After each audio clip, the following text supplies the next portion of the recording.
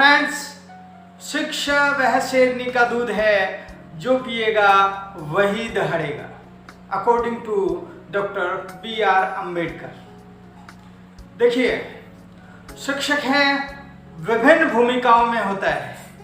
शिक्षक एक शिक्षक की भूमिका में होता है। सबसे पहले एडवांस वह प्रत्येक विद्यार्थी को एजुकेट करता है। इवन उससे जो निकलने वाला व्यक्ति प्रधानमंत्री, राष्ट्रपति की पोस्ट तक भी पहुंच सकता है, कलेक्टर बन सकता है, SP बन सकता है, डॉक्टर बन सकता है, साइंटिस्ट बन सकता है, वो पंच या सरपंच बन सकता है, सचिव बन सकता है, इवन छोटी से लेकर बड़ी से बड़ी पोस्ट पर पहुंच सकता है। ये ताकत है, ये स्ट्रेंथ है, ये शिक्षक की है। शिक्षक के अलावा किसी में इतनी ताकत नहीं है कि कोई भी किसी नागरिक को इतनी ऊंचाइयों तक भी पहुंचा सकता है। एडवांस शिक्षक की जो भूमिका है पूरे विश्व में वो सर्वोच्च है और इसको मानने में किसी प्रकार की भी अतिशयोक्ति नहीं है। चाहे अंतर्राष्ट्रीय न्यायालय हेग हो, उस पे भी बैठा हुआ पदाधिकारी वो भी किसी न किसी शिक्षक से पढ़ा हुआ होगा। डियर फ्रेंड्स, दूसरा है कि शिक्षक एक माता पिता की भूमिका में भी होता है। जिस तरह आपने देखा कि जैसे ही बच्चा 2.5-3 साल का हो जाता है या कई जगह फर्स्ट क्लास से जब कक्षाएं स्टार्ट होती तो 6 साल का जब हो जाता है, तो देखिए शिक्षक के हाथों में अपने बच्चे का हाथ बेफिक्र होकर पेरेंट्स थमा देते हैं। और पेरेंट्स के बाद जो नेक्स्ट जो पेरेंट्स हुआ वो शिक्षक हुआ, क्योंकि वहां बच्चे को किसी तरह की कोई प्रॉब्लम, किसी तरह की कोई समस्या नहीं है, क्योंकि वो समझते हैं तो शिक्षक है माता पिता की भी महती भूमिका निभाते हैं। शिक्षक एक काउंसलर भी होता है। डियर फ्रेंड्स, देखा आपने शिक्षक जब भी 2 या 3 भाई बहन हैं तो स्कूल में इकट्ठे पढ़ते हों और उनमें आपस में लड़ाई झगड़ा हो जाए, या बच्चों में आपस में थोड़ा सा मनमुटाव हो गया, या पेरेंट्स में या बच्चों में थोड़ा मनमुटाव हो गया, तो एज ए काउंसलर शिक्षक काम करता है। आप सोचिए, शिक्षक एक बहुत बड़ा काउंसलर भी होता है, शिक्षक फिजिकल ट्रेनर भी होता है।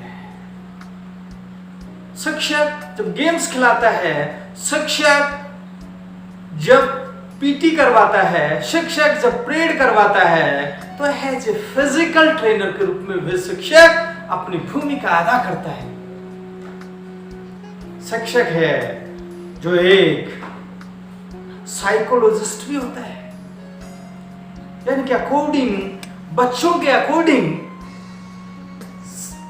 वो एजुकेशन देता है। बच्चों के अकॉर्डिंग वो ग्रुपिंग करके उन बच्चों को समझ के कि किस तरह किस बच्चों को समझ में आएगा, किस बच्चों को किस तरह आगे बढ़ाना है, वो सब चीजें जानता है। शिक्षक एक साइकोलॉजिस्ट की भूमिका में भी रहता है। शिक्षक एक आध्यात्मिक गुरु है। अच्छा, देखिए, मैं बताना चाहूंगा धार्मिक और अध्यात्म में बहुत बड़ा फर्क है। बहुत सारे लोग हैं ये कहते हैं धार्मिक है।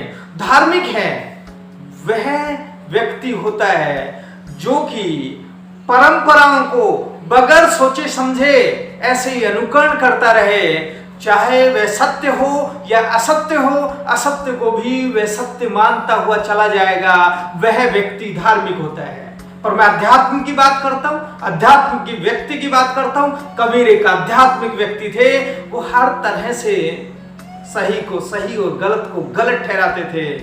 इट मीन्स अध्यात्म और धार्मिकता में बहुत बड़ा अंतर है। ऑल्सो एक आध्यात्मिक व्यक्ति थे, इट मीन्स शिक्षक भी एक अध्यात्म ताकि और बच्चों को ले जाता है, यानी कि जो साइंटिफिक तरीके हैं वो सिखाता है, बच्चों को अंधकार में नहीं रखता है, बच्चों को अंधकार की तरफ नहीं ले जाता है, बच्चों को प्रकाश की तरफ ले जाता है। शिक्षक एक मैनेजर भी होता है। जिस तरह कोई भी मैनेजर मैनेजमेंट करता है, उसी तरह क्लास का मैनेजमेंट है वो एक शिक्षक करता है। अपने सब्जेक्ट का मैनेजमेंट है वो शिक्षक करता है। विद्यालय का मैनेजमेंट है शिक्षक करता है। इट मीन्स शिक्षक बहुत बड़ा मैनेजर होता है, कुशल प्रबंधक होता है। शिक्षक से बड़ा कोई भी मैनेजर नहीं है। और ये वास्तव में स्वीकार करना पड़ेगा सभी को, शिक्षक गार्डनर होता है, यानी कि मालिका भी बहुत बड़ा, उनको ज्ञान होता है। शिक्षक अपने ग्राउंड में अपना जो प्रीमिसेस होता है स्कूल का, उसमें पौधारोपण करवाता है, इतने बढ़िया तरीके से करवाता है। स्कूल है वो चमकने लगता है, महकने लगता है। इट मीन शिक्षक एक बहुत बड़ा गार्डनर भी होता है, गार्डनर की भूमिका में होता है। आप जाके देखेंगे स्कूल में तो वास्तव में लगेगा कि शिक्षक, अरे वाह कितना बड़ा वर्क किया है इन्होंने। तो एक शिक्षक एक गार्डनर की भूमिका में भी होता है, शिक्षक एक इंजीनियर की भूमिका में भी होता है। शिक्षक को पता है कि कौन सा क्लासरूम कहाँ बनेगा, शिक्षक को पता है कि कौन से रूम को किस पर्पज से काम में लेना है, कौन सा रूम किस तरह का आकार ग्रहण करेगा। मुझे मेरे स्कूल को ओवल शेप में लेना है, मुझे मेरे स्कूल को रेक्टेंगुलर शेप में लेना है, मुझे मेरे स्कूल को सर्कुलर शेप में लेना है, उसे पता होता है। शिक्षक बहुत बड़ा इंजीनियर भी होता है, वो इंजीनियर की भूमिका में भी रहता है। कहाँ स्टेडियम बनना है, कहाँ खेल मैदान बनना है, बहुत एक्सेट्रा।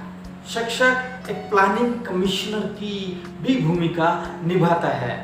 शिक्षक प्लानिंग करता है कि किस तरह कितने डेज में मेरे को चैप्टर्स खत्म करने हैं, कितने डेज में मेरे को ये पूरी की पूरी बुक खत्म करनी है, कितने डेज में बच्चों को लर्न करवाना है, कौन से डेज को मुझे होमवर्क चेक करना है, और कहाँ पर स्कूल में कौन कौन सी चीजें होंगी, कौन कौन से कमरे बनने हैं, कौन से खेल ग्राउंड बनने हैं, सारी के सारी जो प्लानिंग जो बैठ के करता है, किस तरह मेरे को नामांकन बढ़ाना है, तो सारी की सारी जो प्लानिंग की जो भूमिका, महती भूमिका जो निभाता है वह शिक्षक होता है।